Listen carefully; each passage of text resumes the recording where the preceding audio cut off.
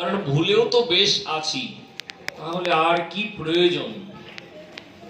কিন্তু যিনি যথার্থ অনুসন্ধান করতে পেরেছেন, অন্বেষণ করতে শিখেছেন, তিনি বিচার বিবেচনা করে দেখেছেন এই ধন দিয়ে আমার পরপারের কাজ যথার্থ হবে না। হবে না বললে ভুল হবে।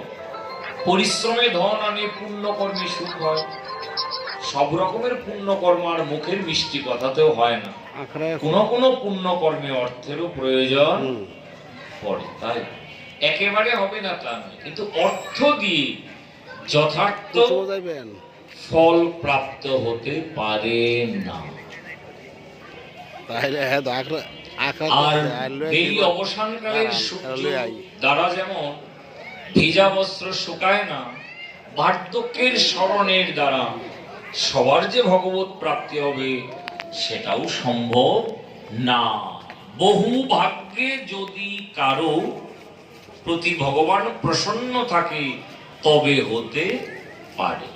যেমন লটারি কাটতে পারবো সবাই, কিন্তু প্রথম পুরস্কার 1 কোটি টাকা একজনই। লক্ষ টিকিটও যদি বিক্রি হয় জনতার মাঝে, কিন্তু বাকি জনেরা আর পাবে না, কেবল এটা একজনের জন্যই বরাদ্দ। আর কৃষ্ণ ভগবান, গৌর ভগবান এমনই পরমধন, যে চায় সেই পায়।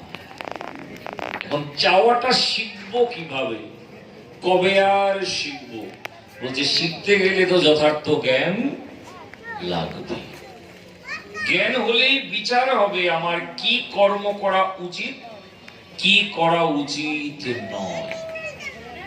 কর্মের ফলস্বরূপ আমার ভক্তিটা আসবে, আর ভক্তি বৃক্ষের পরিপক্ক ফল হচ্ছে প্রেম।